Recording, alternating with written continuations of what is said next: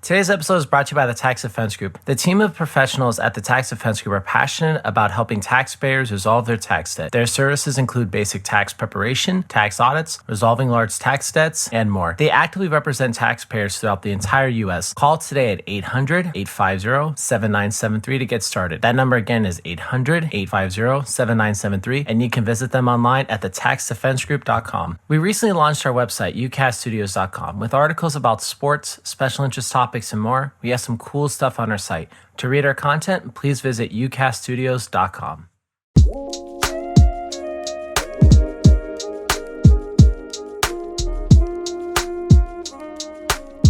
Hi, welcome to the Talk Spot. This is Marcus, and today I'm joined by Jeff with the YouTube channel WorldClassBullshitters. Jeff, thank you for coming on again. Thanks for having me, man. It's always an honor. Yeah, man. So, dude, I guess what's kind of going on in your sphere? Like, what are some of the bigger news things that are kind of breaking right now? Well, as of now is this DC layoff. I mean, we're talking DC Comics has laid off, I think, 33% of their workforce, or some massive number where they're just basically bleeding employees. So that's kind of the big thing. There's been a little bit of Star Wars talk, too, in regards to, everyone's talking about the toy sales being down. We've been covering it for the last couple of years, but there's this rumor that the sales are down, but then Hasbro releases the numbers, and they're actually only up from the Star Wars brand. So there's a lot going on in the sphere that I'm involved with, but, it's never too much to cover. I'm always enjoying it. Last week, the Matrix stuff was a big deal. Now we have DC this week. That's the fun thing about having a channel like this, is you're never dry for topics. I mean, that is very interesting. And I feel like even with the pandemic going on, it's like, when it comes to these bigger brands, I mean, there's always new stuff happening, whether it be DC or Marvel or Star Wars or even something like a Star Trek. Like, I mean, there's always just so many things happening just because there's there's such big properties where they're so, multifaceted between, gaming and comics and shows and movies and everything and amusement park rides. But, for DC, I hadn't heard that. So is it only the comics division, or is it just DC, the brand in general? Like, are they laying off people at Warner Bros., like people that work in the film department? Yeah, like, for example, I don't know if we've talked about this, but I'm a big collector, so I like to collect action figures and stuff, just depending on what I like, character-wise. And today they just shut down DC Collectibles in general. So that's what I'm seeing. I don't have all the information on it, but tomorrow night's High Council show is going to be very focused on that. And it's scary because this is the second biggest American comic book publisher. And then we have Marvel, the thing is, Warner Brothers and Disney are big, massive, multi-billion-dollar companies, and they own these smaller comic book publishing companies, or entertainment companies, if you will, because they're more than just comics these days. And to see one get hit like this so quickly, and then the other shoe's going to drop with Marvel. I mean, how has Marvel expected to have the last few years of books like Captain Marvel, books like America Chavez, World Girl, all of these, Wakanda and outer space with Ta-Nehisi Coates writing Black Panther, it's been bad book after bad book, and everyone's attacking and called a sexist and a racist and a troll and all this stuff when they, espouse an opinion that's not in line with Marvel. But then when DC is kind of taking a lighter approach to this, and they're dead, essentially, it's going to be interesting to see if they can come back. I'm just waiting for the same thing to happen to Marvel. I wonder if it's going to be, we talked about earlier, things changing in the grand scale. Is this going to be, a smaller entertainment business in general across the board? Well, I think that you raise a really interesting point, and I mean, I'm sure probably people probably jokingly say, "Oh, well, doesn't Disney own everything, or doesn't Warner Bros. Own everything?" But you raise a really interesting point, and that's, I mean, these companies are so sprawling, and the brands are so big that they own so many things, and these people that are so very allegedly in quotes smart, the people that go to Harvard and Yale and all these places, and they're running these huge multinational corporations. I mean, they own all these smaller brands, and sometimes these brands get hit by things like, for example, Vice. I mean, Vice is owned by Disney, and yet really, I don't know. I mean, has Disney really made that much money off of Vice? I mean, I know they've laid off people, and it's just really interesting. They kind of just gobble up all these things, and then who would have thought, but maybe some huge corporation that's so many layers removed away from, let's say, specifically comic books, that, I mean, yeah, it's like, oh, who would have guessed that would impact comic book sales when you have, a corporate board that literally doesn't care at all about comic sales making decisions about comic books. I mean, I guess. Yeah, it's funny how it used to be fans of comics got into comics because they wanted to create the comic books. Then you have that for generations. You had the first generation of guys, your Siegel, your Schusters, your Bob Kanes, your Jack Kirbys, and then you kind of move into that next Romita era, and then you have your Burns and so on. But those were all paper strips from Hal Foster, or even Jim Lee, the still co-publisher of DC, and he's sitting there training in his late teens, early 20s instead of going to medical school, and he's studying John Byrne and Frank Miller and all this. My point I'm trying to get at is you have decades and decades of fans versus fans breed fans, then become comic book creators. Nowadays, a lot of people look at comic books as a lesser form of entertainment, a stepping stone to have a movie made, to make movies about your property. That's why over at Marvel you have these people that no one likes. They have all this power, and all their characters keep getting pushed. So I think her name's like Sana Amanat, the woman who is responsible for Miss Marvel, the Kamala Khan version, the stretchy ripoff of Reed Richards, or the Plastic Man over at DC.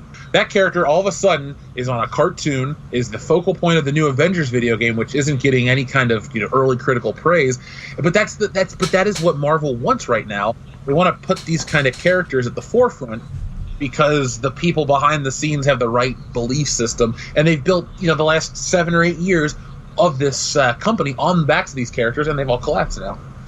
Yeah, and I mean, you raise a really good point too. I mean, especially from the Marvel standpoint, I mean, the company built up so much goodwill. I mean, they have such a cachet in that regard where so many people really love the MCU, and they really executed the characters really well. But now that it's kind of like we're moving into this new generation, this phase 4, I mean, I guess that's what they're calling it. Like, it definitely seems like I feel like this stuff is really starting to catch up with them more. Like a lot of like where you're talking about like politically driven characters and everything like that. Like I feel like it's definitely kind of impacting these newer characters are going to get this big boost, to be the next main focal point. And yeah, I definitely don't think that they have the same draw as, like the OG characters, like a Captain America and Iron Man and, even stuff like, it'll be interesting to see what they're going to do with Thor and the Love and Thunder or whatever. Like, yeah, it's going to be interesting to see what they're going to do with these people, and yeah, I mean, just how much they're going to change them. But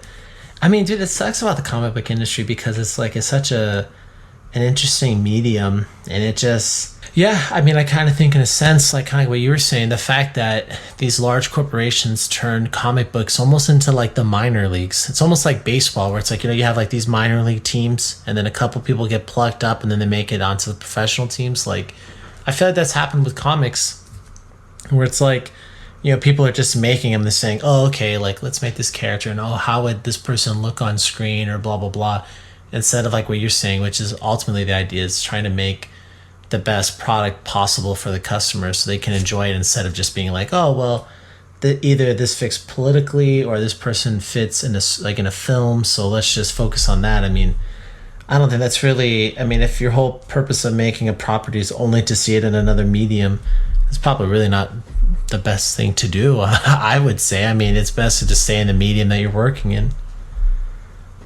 But I agree with that.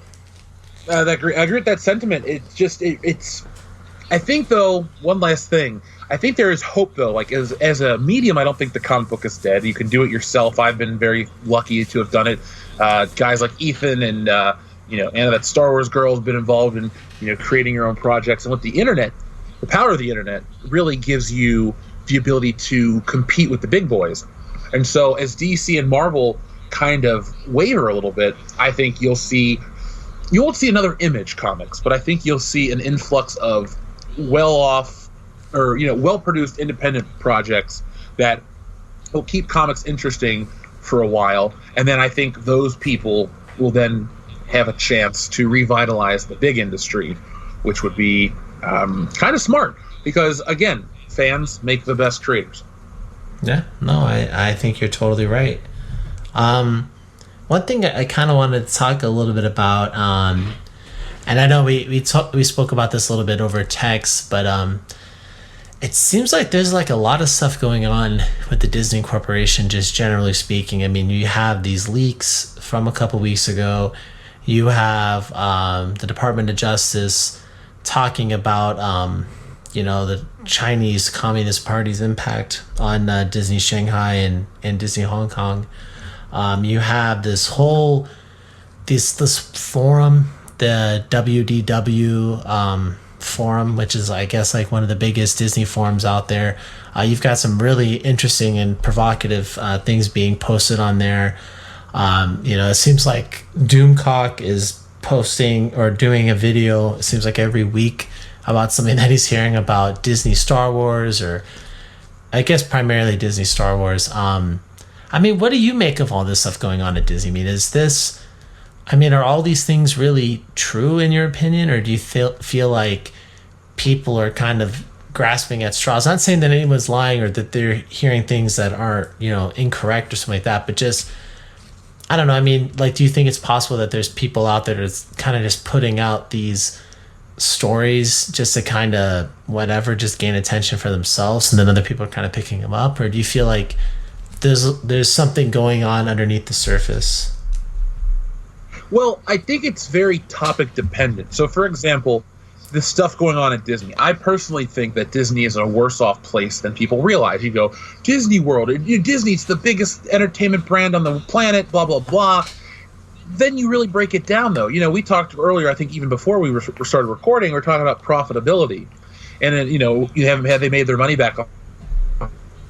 I don't even know if Disney's made all of their money back on Star Wars. And people go, the movie's made X amount of dollars at the box office, you're crazy. But realistically, what the grosses aren't the profits. We need to see the profit margin. And when you go from $2 billion to $1.3 billion to barely $1 billion, that last one, you've kind of taken the wrong approach. Now, when you talk about Star Wars rumors, some of the Star Wars rumors are people wanting to believe certain things.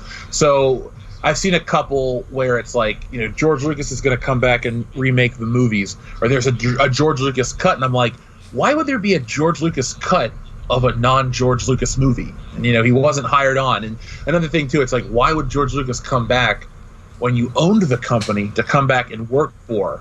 Because his whole mantra, his whole business plan was to make my own movies the way I want to do them. So he became a big studio himself. He's going to go back and work for another studio that, for the thing he once owned. I don't necessarily think a lot of the Star Wars rumors hold a lot of weight, because I don't think Star Wars is in a good place right now. What do they have outside of The Mandalorian? Yes, COVID has affected a lot of different things, a lot of production. You can place blame on that. And I think while it's a terrible thing that's happened to the world and the entertainment industry, I think it'll be a scapegoat for a few years, because, we're about Disney. With the MCU, their biggest and best investment, they came in 2009. They allowed Kevin Feige and crew to get to the first Avengers movie with the plan that they had, that vision. And then it grew and it grew and it grew. But, with the MCU, you had reached that finality and it was over. And I think we were into that tipping point where the MCU was going to lose its return on investment type of thing, where, the movies were, they're all going to make $1 billion. I think Black Widow was going to be that first one, even if Corona hadn't hit, where it was going to be like, it made, $900 million or $800 million. People are like, that's great, but it's still less than this one. And they're, they're going to bring in less and less, because I think basically told the best story possible, but they ended it the best way possible as well.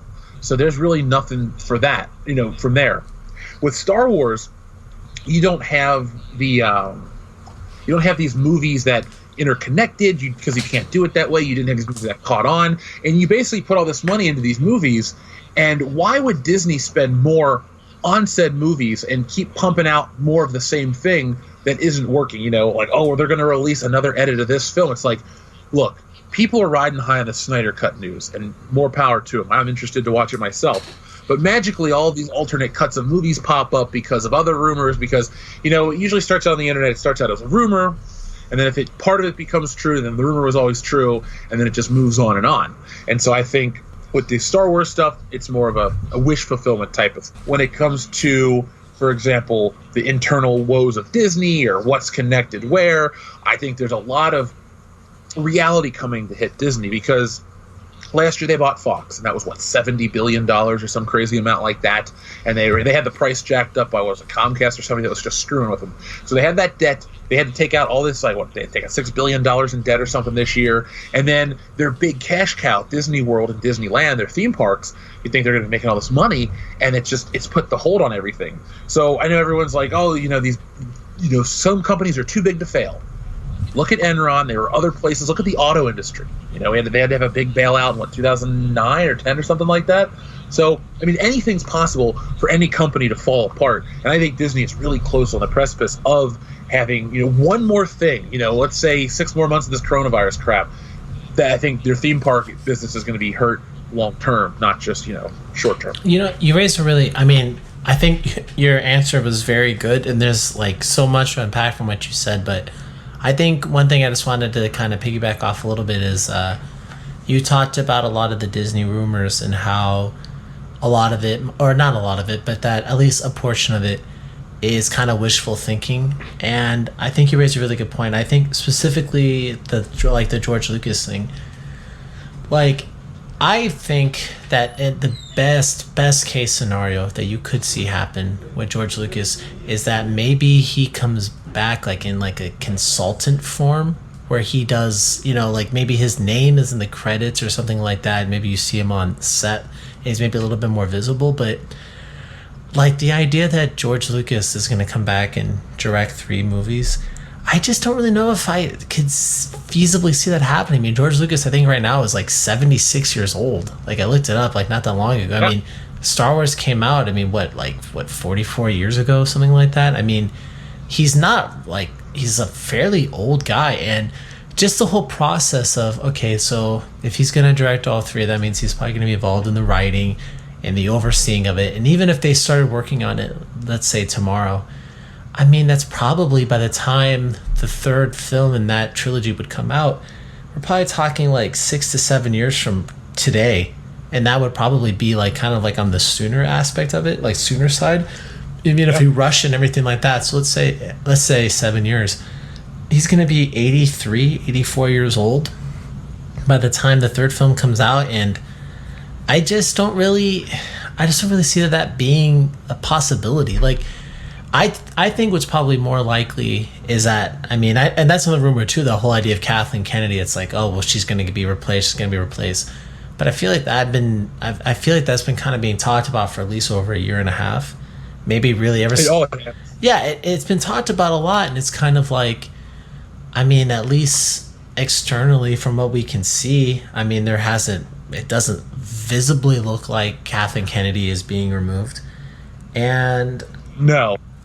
Yeah, and I just feel like with that, I agree with you. I think a little bit's wishful thinking. I wouldn't, but on the same token, would I be surprised if in 2 years from now, if Dave Filoni or Favreau were running Lucasfilm?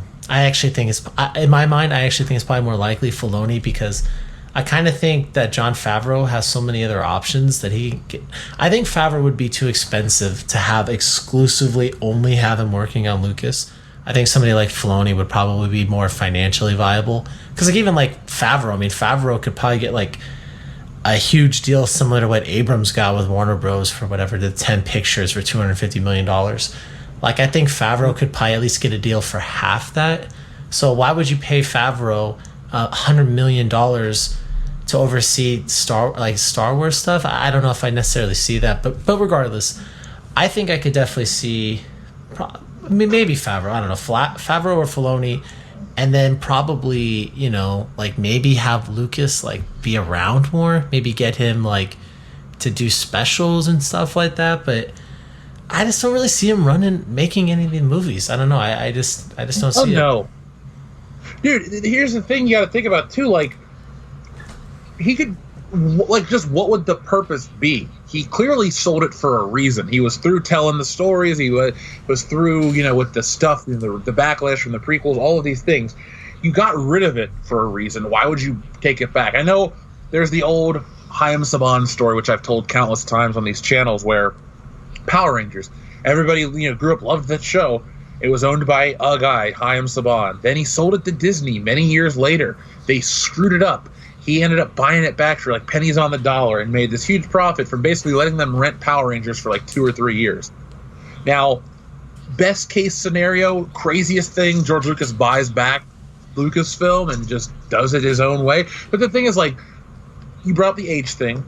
There's no way he's going to go start a new trilogy. Like, everyone says, oh, they're going to redo 7, 8, 9. How? Mark Hamill's not coming back. Harrison Ford's not coming back. Carrie Fisher's passed away, sadly. Peter Mayhew's passed away.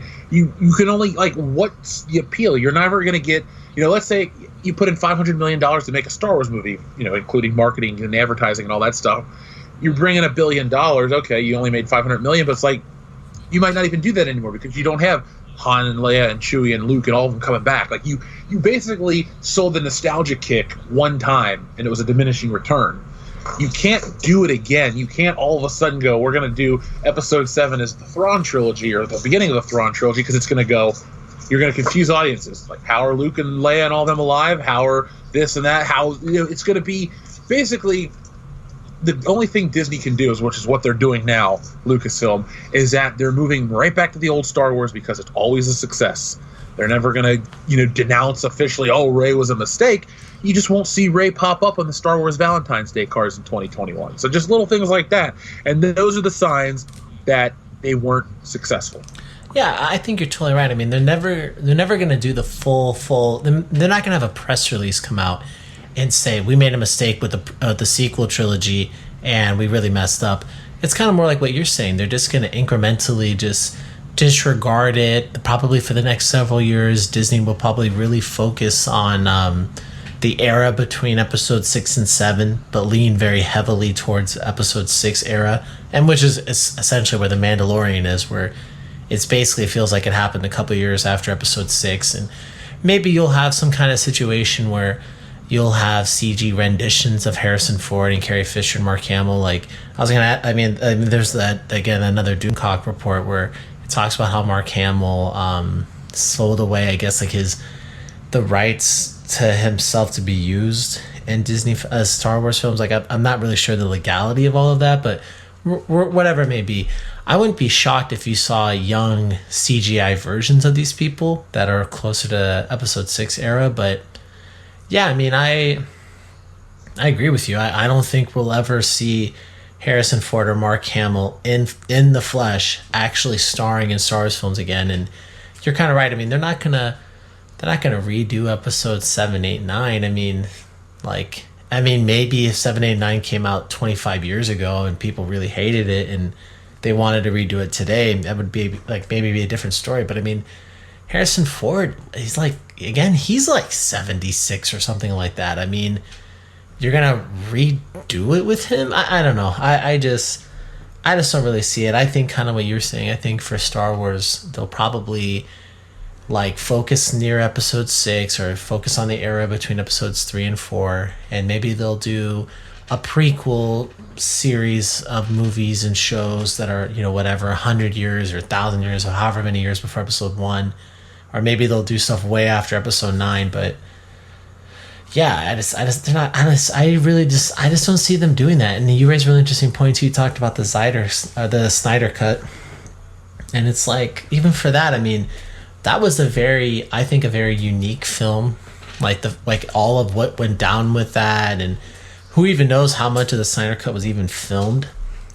And I kind of think HBO Max is just doing this as a little bit of it's kind of a little bit of a gimmick. Because probably in all reality, probably when the Snyder cut comes out, I mean, probably people aren't going to really even love it anyways. They're just going to love the idea. It's like, oh my gosh, we're seeing behind the veil, And a big difference between Disney and Warner Bros. Or Disney and all these other entertainment companies is that Disney has such mystique to it that they don't really ever like to admit any mistakes. Even when they, even if you watch their documentaries on Disney Plus, I mean, even if there's something that they did that they maybe don't agree with by today's standards, Disney holds itself or portrays itself as this really above everybody else kind of a brand. And I just can't envision them saying oh yeah, we're totally cool with spending hundreds of millions of dollars remaking films that we just came out with that were total disasters. Like, I just don't think they're gonna do that. Whereas Warner Bros, I think it's more like, hey, maybe we can make a quick buck. We don't really care about brand integrity. I think that's a huge difference between Disney, is that even though I might not necessarily agree with Disney, everything they do, they certainly do have brand integrity in the sense of like, they built the brand up so much in people's minds, and the brand actually means something to a lot of consumers. I agree with you on that, the way you qualified it about the brand meaning a lot to the consumers, because they do historically they've instilled trust. Like, oh, you can put on a Disney tape and you can walk away because your kids aren't going to see anything questionable. But then they will, this hidden animator stuff, the secret nudes or whatever from like was it The Rescuers or whatever, that film. But Disney has changed. Their brand image has allowed them a certain amount of latitude to get away with some stuff. So, this Fox merger, and now they're getting rid of physical media releases. No more 4K physical copies. You have to go to Disney Plus now. To me, Disney is the most dangerous entertainment company ever because they have so much power. They're so big. They don't just own a lot of properties. They own a lot of property. They own a lot of different venues and avenues, and they own more of the entertainment industry than people realize. There's this really great graph. You brought up Ice earlier. There's this great graph. It's shaped like Mickey Mouse's head, and it's basically a big Venn diagram of all the Disney-owned things and where each one comes from, and they're this monolithic entertainment giant, and they are allowed to make big changes, and because they own it, it's all one big change. It's going to affect the industry at every time. It would be like if the people wanted VHS, but only Disney benefited from Betamax. Therefore, Betamax became this thing because they held all this influence and power to make it happen.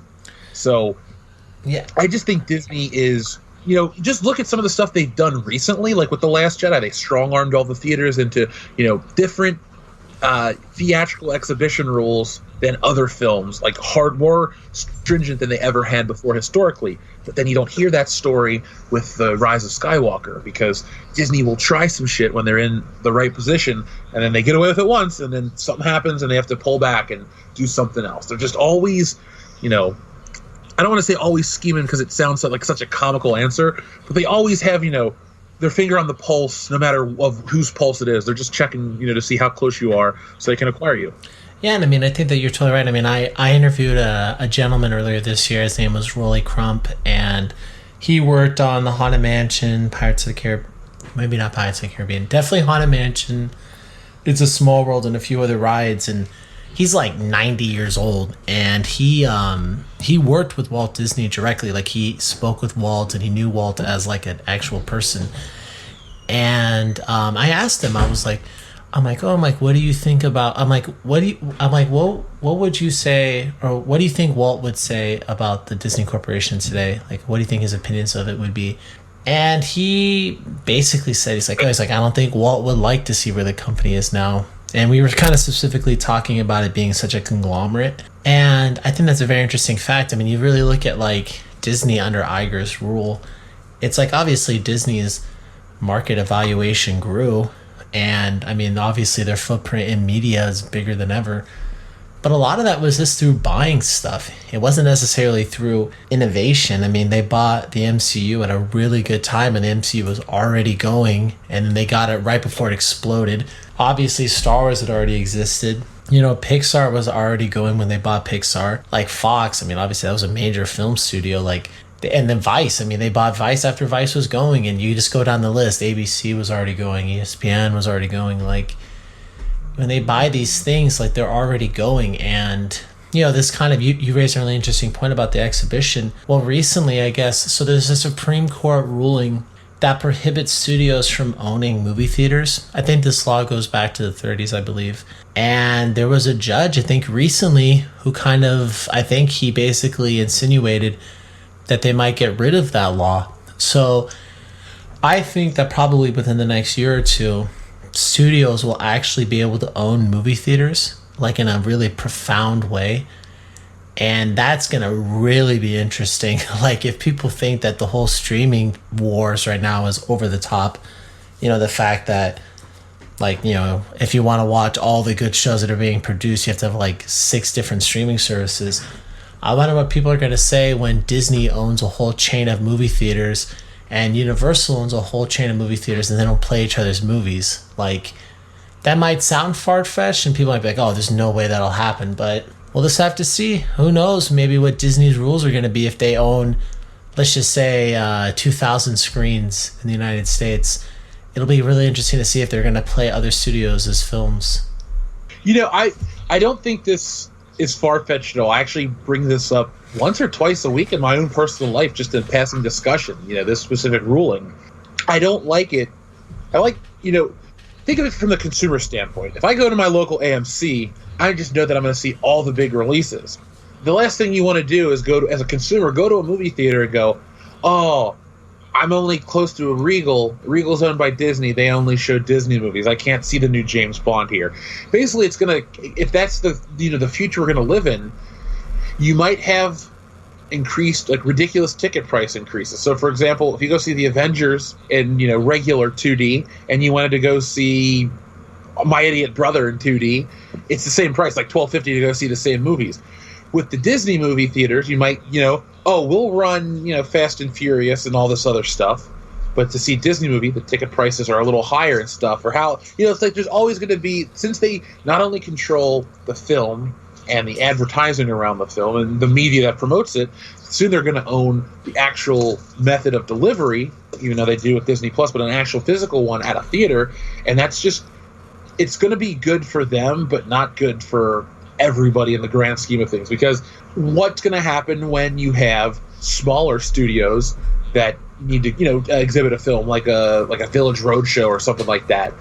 Are they going to be able to always go to Disney or Universal's theaters? What if there's it's an independent budget film? I think it's going to create so much disparity, and basically it's going to become the movie industry will become one big Disneyland ride where it's all controlled and it's a small world, and after all we're all happy, but in reality it's pretty dark. Yeah, and I mean, I agree with him. I feel like from the consumer standpoint, these huge conglomerates, I don't actually think that they really actually make life better for consumers. I've talked about this before with friends, but it's the idea that probably one of the only forms of entertainment where I think that Disney is severely lacking in terms of what they put out is, I would say, probably the video game industry or video gaming sphere. They don't really make a lot of games, Disney. They don't really make that many games. They're not really involved with that many games, all things considered, when you think about how many properties they own. So I've kind of joked, and I'm like, well, maybe Disney will try to buy Nintendo. Nintendo fits with their brand. Obviously, they know how to make games. They have all these characters, and to me, it seems like such a slam dunk. I could easily envision marketing of Mario next to Mickey Mouse. I'm not saying that will happen or financially even feasible, but if we were just going to go down that route, it wouldn't 100% shock me. But but I remember the last times I've had these conversations, it's let's say that does happen in 7 years from now when Disney's rebounded and making more money than ever. I mean, would that really actually be better for anybody if Disney owned Nintendo? Would that actually make people's experiences with either brand actually better? Or would it just be that Disney's just making more money, and at best we keep the same level of quality, but at worst we get diminished quality? It's funny, this is a scenario that I've also thought about. I hate to come on to somebody's show and be I agree with everything you're saying, but in reality this is a thought I've had, because Nintendo is that great untapped IP, because once you buy Nintendo you think of all the countless characters and franchises you have underneath that umbrella. Now if I'm Universal, because they're owned by Comcast, if I'm some other company, that would be one even if I don't think Nintendo wants to do that. I think historically, put it like this: it's taken so many years to get a consistent Nintendo action figure toy line or pieces of merchandise out there, and people go, well, they've always had little figures. Yeah, but I'm talking little statuettes or stuff. Now they have multiple scale Marios and Links. You can build these worlds. Nintendo, even in the merchandising front, has expanded over the last couple of years in a certain way, but they're slower to do it than Sega was or something like that.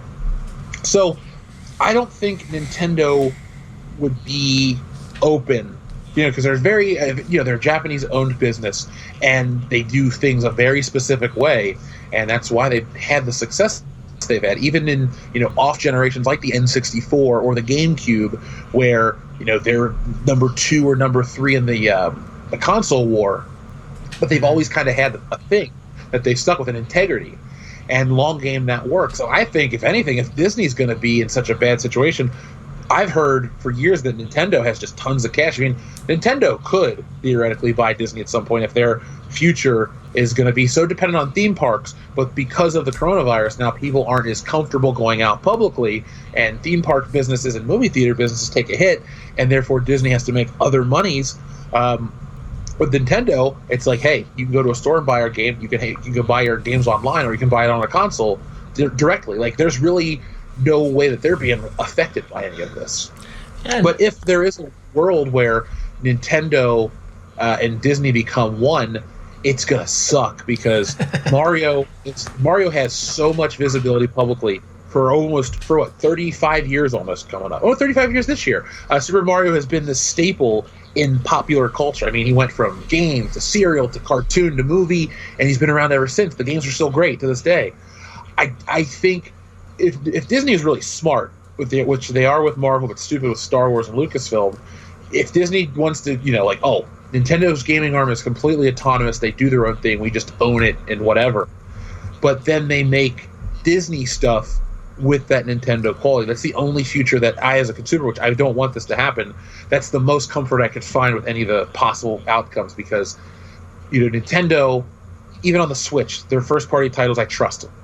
When it comes to just seeing those characters, I know that they're going to have a level of quality, and Disney used to have that. Yeah. But over the last couple of years, when you've seen a push for live action remakes, and the video games that do come out are garbage. Disney Infinity, I mean, when Toys R Us was going out of business, 3 things that I saw everywhere were mountains of old Star Wars figures that didn't sell, Disney Infinity, and this weird Power Ranger Zord.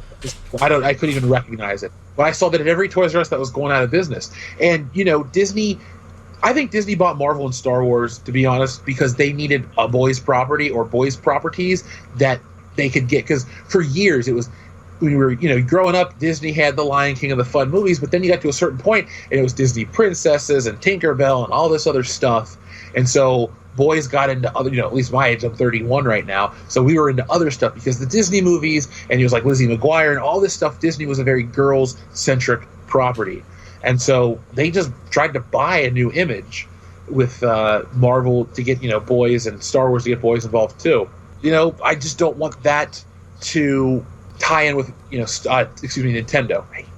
Yeah, no, I mean, I think you're totally right. I mean, the thing about it that makes me think that it could happen one day, and again, I mean, somebody could probably run the numbers and they say, oh, Disney doesn't have enough cash to buy Nintendo. Like, I mean, I'm not talking about the feasibility side, like about the specifics, but like, just grand picture, for whatever reason, Nintendo was going to be willing to sell itself. Like, I just feel like the brand integration between those two, like, I don't know. Like, I fear that it could happen because it just makes so much sense. And Nintendo is essentially, I mean, like, I think of, at least personally, like, when it comes to like all of the major media type companies, and especially if you count video games as a media company, like, or media, just generally speaking, that industry, like, I just feel like Nintendo probably has like the highest quality that exists. And I know people, they can slam the Nintendo for a variety of reasons. There's a lot of things that the company does that I don't necessarily agree with. And I'm not talking from like a political standpoint. I just mean like a logistical standpoint of like games being really laggy, like not being able to play Super Smash Bros. Online and without having lag issues, or, why has it been that, Mario Kart 8 came out 6 years ago? Like, where's the next Mario Kart? Like, kind of more questions like that, where it's just kind of more like, hey, like, why don't you guys like do things just like smarter? But like, with that being said, kind of like what you said though, I mean, from the property standpoint, I mean, yeah, dude, it's impeccable. And like the cast of characters they have, it, and you can tell, like, I mean, it's so weird. Like, you look at, like, I know, the YouTube channel, Did You Know, like, gaming? Yeah.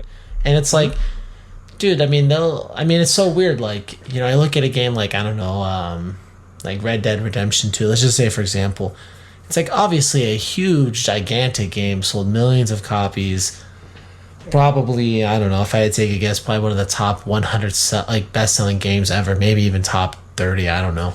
But like, Dude, I feel like right now, though, if Did You Know Gaming, if they made a video about Red Dead Redemption 2 and whatever knowledge about that game, but then they made a video about, like, Star Fox, like, dude, I feel like the Star Fox video would get more views than the Red Dead Redemption 2 one, even though Star Fox says it had a successful game in, like, a very, very long time. I mean, I don't even know the last successful game they even had was, like... Dude, probably Star Fox 64 and 97. Yeah, so it's like, I mean, dude, even with, like, Nintendo, it's like, you look at all these characters and you're like, wow, dude, this is, like... It's the most akin thing to, like, Disney characters that are just iconic, like, you know, like Cinderella and Belle and, like, Ariel. I mean, these are, like, very iconic characters, and, you know, Maleficent and Sleeping Beauty, all this stuff. I mean, even those are all girl characters, but, like, they're very famous. And same thing with, like, Donkey Kong, Yoshi, Star Fox, like, you know, Mario, obviously, like, these characters, like, whoa, like, they're just huge. And it doesn't matter if you haven't played a Yoshi game in 25 years, like, he's just famous. He's just huge, you know? And today's episode is also brought to you by Writer Junkie. Are you thinking about starting a business or a side hustle? Writer Junkie offers website development, content writing, and SEO services for businesses. Call Writer Junkie today at 805-587-7966, and you can visit them online at writerjunkie.com. We'd also like to thank the Tax Defense Group for being a sponsor.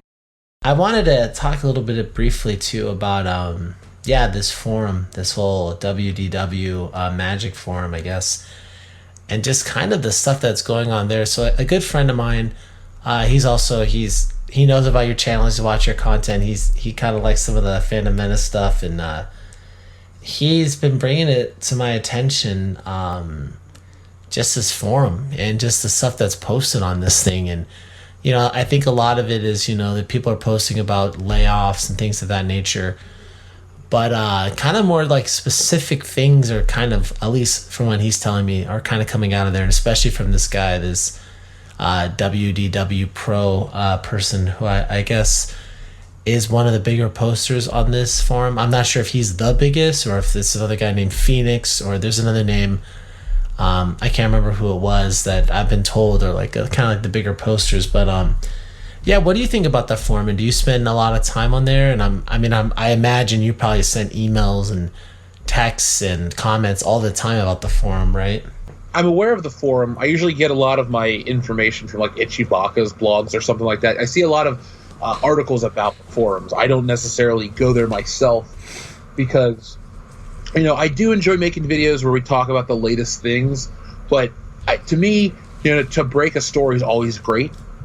But to me, for my, you know, what we want to put on our channel, we have to have a little more than just like, this is the news. So I like to have like that extra day. So I'm never trying to break. I just always am, you know, in the current conversation type of thing.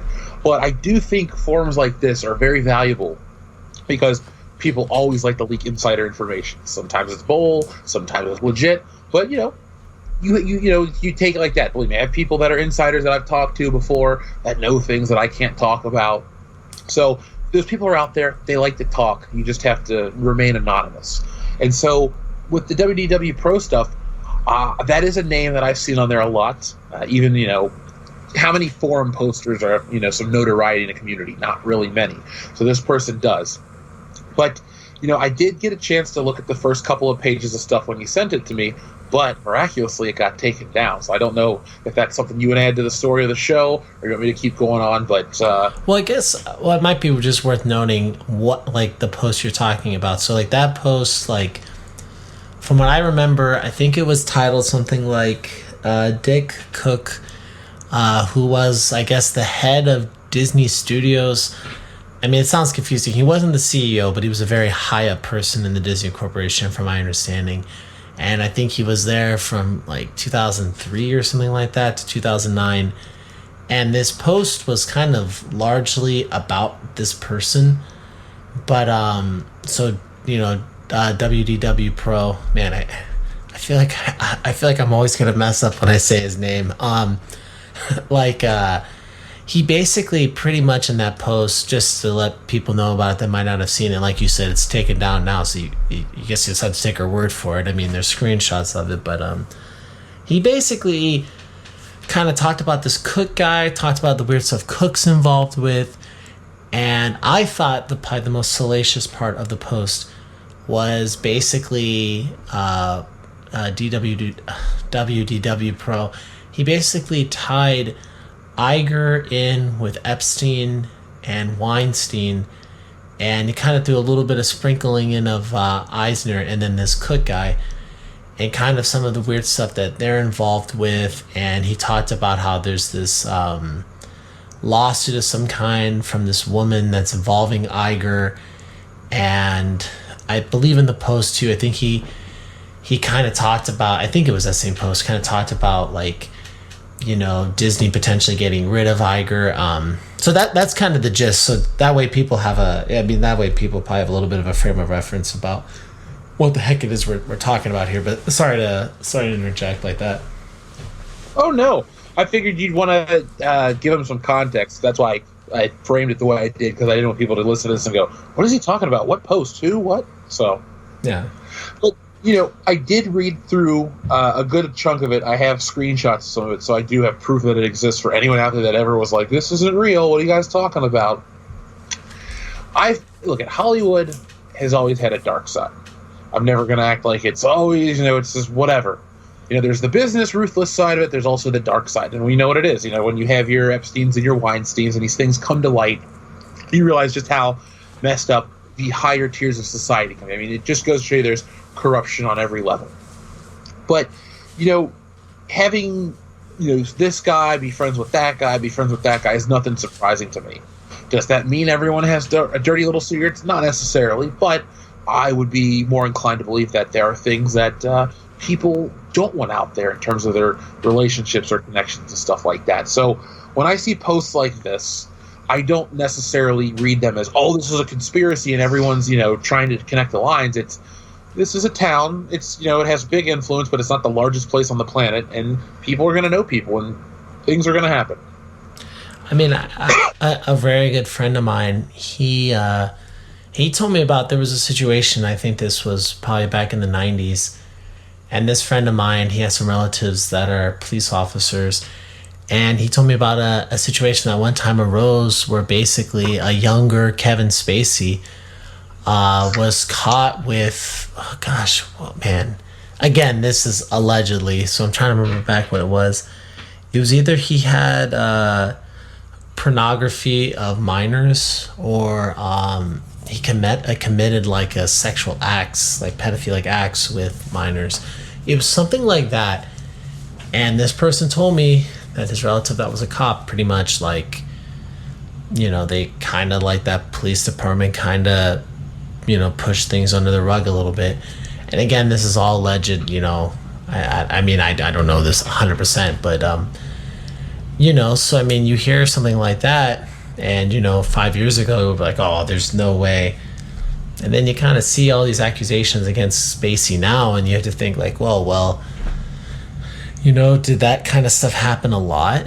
Did that kind of situations where they brushed under the rug? And, you know, how many people maybe know or knew about it? And, you know, even with Epstein, I mean, that was another situation where it was like, you know, for years people talked about Epstein, and I remember hearing about it probably 10 years ago, or at least 7 years ago, about how he had this island and did all this stuff. And, you know, that was kind of the same thing where a lot, you know, from a public standpoint, it was like, oh no, that's not happening, he's not doing all that stuff. And then, you know, you fast forward to today and it's like, well, it definitely seems like it happened.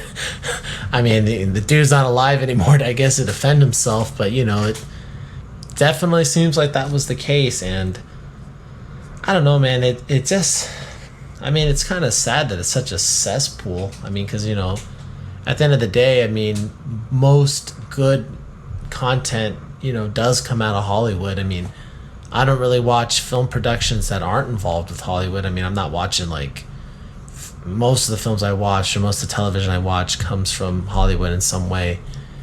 And yeah, it's just kind of, it sucks when you think about how dirty stuff can be, you know? Yeah, it makes you, I don't know, it takes away a little bit of the shine of some of your favorite things. Because like I said, it's just a dark side. There's a dark side to everything in life, every business, every industry, but I think when it's Hollywood, this industry built on fantasy, make believe, these larger than life things, to know that some of the real life stuff that goes down is this. It's just, I don't know. It takes away a little bit of the magic.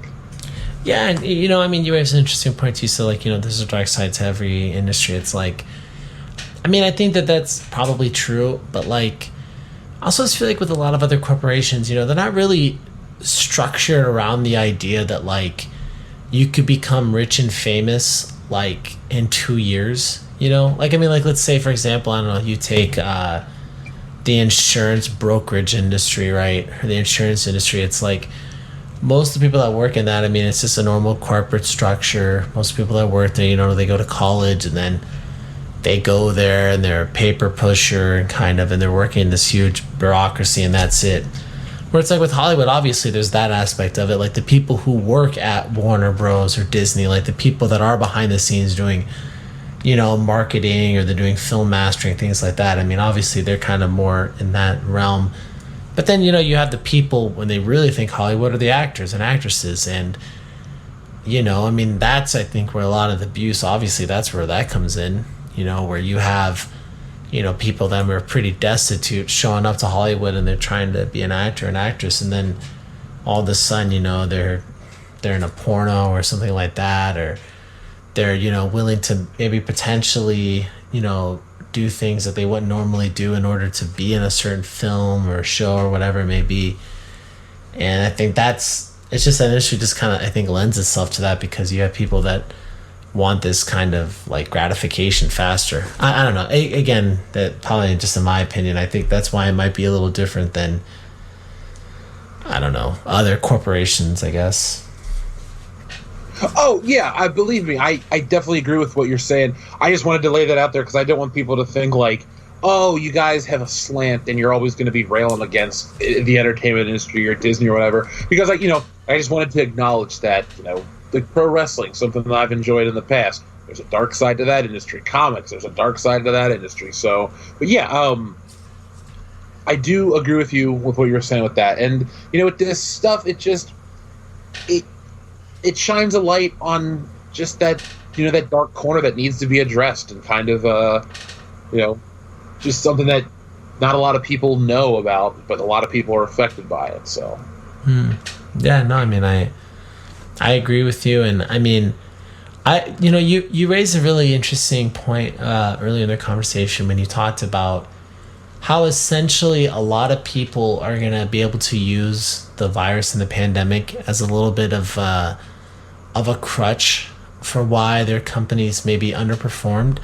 And I think that even applies outside of the entertainment industry, but I think specifically talking about that, I totally agree with you. Basically everything can fall back on that. Let's say a film like Mulan. I didn't really think Mulan was going to perform super well in the US. I'll be honest with you. I didn't really think Mulan was even going to hit $1 billion. And, instead of a film like Mulan coming out and maybe potentially doing worse than Aladdin, it would have made less money for sure than Lion King, and probably Aladdin as well. But, if that came out and made less money under normal circumstances, people might have, Disney, they might have gotten a little tight, and some people might have been you have a little bit of an issue. Or now, because of the virus, it's all right, well, now we're just going to release it on streaming, and people are going to have to pay to see it. But it's a totally different thing, I don't know. I just think about the aspect where I just think with the virus, it's definitely going to give people a little bit of an umbrella to kind of hide under for things that maybe were already going to fail anyways. And yeah, I don't know. Obviously on top of all what's going on with the virus, you also have all of the the political stuff going on too, and it's definitely making for a very interesting world when it comes to what kind of content's going to be created and how much leeway are people going to get when they make something. Yeah, this coronavirus stuff is just going to open up avenues for a lot of new people. I think it's going to change a lot of the way, or change the ways a lot of the old ways, or change the way a lot of the ways old things are done. Excuse me. But yeah, it's just going to be a new a much more expedited future than any of us planned, I think, in terms of just change, just the way we consume things and the way things are produced. I think you'll never get another $1 billion Marvel picture, and you'll also never get another scale of the Avengers Endgame. You'll just have smaller, more Winter Soldier-like, lower SFX budget type of things. Dude, that's a really interesting observation. I mean, I definitely think that probably for the next couple years, I could definitely foresee what types of films are being greenlit that are potentially being a little scaled down, so that way they're not, a $300 million Endgame film before marketing. And I could definitely see a little bit of what you're saying, where they might say, okay, let's maybe do $100 million with the expectation that if it makes $600 million, we'll be cool with that. I guess, it kind of sucks, man. I mean, I guess we didn't realize that last year was such a harvest year. It's a little bit like the last couple of years. It was like, here was our 7 years of harvest where we had all this excess, and now obviously we're in a huge drought. I mean, I'm trying to think, like, I can only consciously remember seeing 2 movies this year. I saw Sonic the Hedgehog, and then the last movie I saw was that Ben Affleck film. I can't remember. I think it was called The Way Back or something, or Back Home. Oh, the coaching movie? Yeah, the coaching movie. Like, dude, I never in a million years, if you had asked me that night that I saw that film, like, oh, hey, Marcus, this is going to be the last film you're going to watch in theaters until at least probably like October at the very earliest. Like, if someone told me that, I would have been like, oh, come on, there's no way. This, like, again, it wasn't like a bad movie. I thought it was just like very okay. Like, I never would have believed you. Like, I never would have believed Sonic and that film would have been the only 2 films I saw this year in theaters, and here we are. So yeah, man, one thing too I wanted to add, and we talked about excuses from the coronavirus stuff. I think the next James Bond movie has used that to its advantage, and there's rumors of reshoots and stuff going on. And if anyone says it's to make the film better, they pulled that from theaters weeks before it was supposed to be out. The film was done, so any changes are going to be used to its benefit to take out certain elements. So I just want to throw that one out there too, because I just think, be prepared, folks, for a future of, oh, well, COVID-19 ruined this. Probably till 2025. You're going to hear it in some regards to everything. So, dude, you know who this probably, I guess we could probably end on this one last point too, dude. You know who the coronavirus is going to inadvertently help in a huge way when it comes to their films being made? Is James Cameron. Dude, this dude has already dragged his feet so much with Avatar. And now, like I heard the other day, they're like, oh, the new release date for Avatar 2 is indefinitely, like, suspended. Like, we don't know when it's going to come out. Dude, I think there's a possibility that James Cameron might literally never release Avatar 2, and that this is a gigantic Ponzi scheme. Like, this is some kind of scheme where, like, Fox is giving him money and now Disney's giving him money for a film that might actually literally never come out. I mean, how many years has he been working on this thing? Years. Apparently it's in production now, but it's so funny you bring this up, because my best friend Dion, the guy on the show with me, he doesn't think the film's ever coming out, but for other reasons. So if this is if your assessment of the situation is true, my friend's going to win $100 on the worst bet ever made in history. Wait, why does he think it's ever going to come out? He just doesn't think they're ever gonna. He just thinks they're gonna keep talking about it forever, but it's like in production. So basically, he's like saying, "Oh, I guarantee there'll never be another Thursday," and it's Wednesday night, and I'm like, "Are you sure you want to make this bet?" He's like, "Yeah, man, I'll make the bet." Thursday morning comes, he's got to pay you. It's one of those situations where it's like a terrible idea, but he made the bet, and if all this comes to fruition, it'll be the greatest long game in history. Dude, I just feel like, dude, when it comes to Avatar, man, it's just. Like, again, I mean, somebody could correct me if I'm wrong, but I feel like I remember seeing articles about them, like, talking about filming, like, it must have been at least, like, 2011, maybe even 2010, where I thought there was stuff about explicitly about filming in, like, the Mariana Trench, and, like, maybe it was later, maybe it was 2012 12 or 13, I don't know, but like, I mean, dude, Avatar came out in 2009. It's 2020, and the film is at least 2 years away at the soonest or earliest. Like, man, like, how many years do you need? Like, what the heck has James Cameron been doing? And like, I've always wondered that too. Like, you know, Fox, they were in such dire financial straits for so many years, and that's contributed to them selling to Disney. Like, why didn't Fox like pressure James Cameron to make this films faster? The only thing I could think of is that Cameron must like own the property or something, but like, dude, I don't know. I don't think there's a good chance that the film will never come out. I feel like there's a very good chance that as long as James Cameron owns Avatar, like that the film actually will never come out, and that somehow there's going to be like a documentary. Like, I don't, like, let's say if James Cameron lives for 10 more years and then he dies and Avatar 2 hasn't come out, I feel like there's going to be like a really good groundbreaking documentary about how this movie was like never even close to being made. Maybe it's some kind of thing like The Producers, you know, like it was never even in production. Dude, I want this to be a future that we live in, because the thing about Avatar, it's like the movie that came and went and no one really remembers much about it, but it made almost the most money in history. It was like such a big deal for like 5 minutes, and then it brought in that 3D craze that kind of ruined theater going for a while. So I think Avatar did a lot more damage than it did good, and I think the biggest crime that it committed, well, it's not even its own fault, but you know, being unremarkable outside of the. It goes to show you, like, you can sell a gimmick in theaters one time. Because when it came to home video, the appeal of the 3D lush environments are just flat on your TV. So it's not this thing anymore. It was an experience. It wasn't really a film that you could go back and watch. And so with that, it just was never popular. And if Avatar 2 was never even close to production, it was just something they talked about constantly, I don't think society's worse off for never getting it. Avatar is not really like a brand. It was a story about unobtainium and the trees and shit, and that was it. It wasn't like, oh, to the next adventure where Jake Sully goes to a lava planet and fights with the fire. It's just like, what is more Avatar?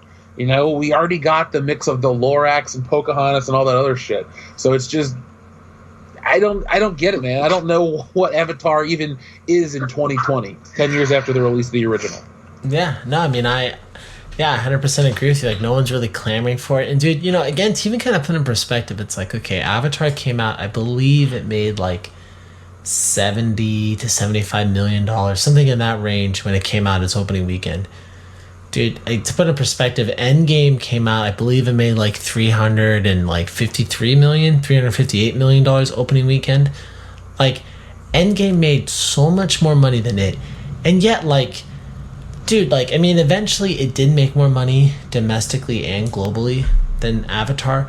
But, dude, I mean, look how, like, it took Endgame to surpass Avatar to be the highest grossing film of all time. And it's still not even the highest grossing film domestically. It's episode 7. But, like, dude, I mean, look at all the momentum for Endgame. Like, people were, like, interested in this. People were invested. Everybody, I think virtually, at least most Americans, I mean, maybe unless they're like really old, they're familiar with at least one or two Avengers and they know them by name. Like, most people know Iron Man or Spider-Man or Captain America now, or Hulk or something, or Thor.